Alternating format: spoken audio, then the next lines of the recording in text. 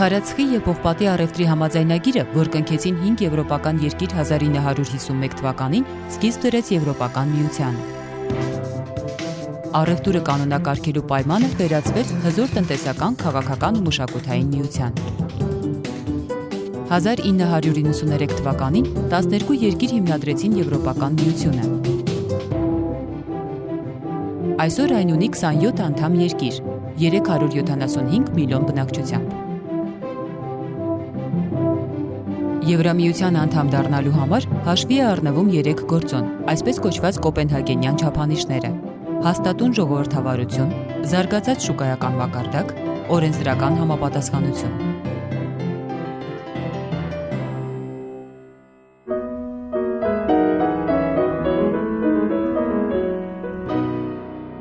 Բացահայտենք Եվրոպան։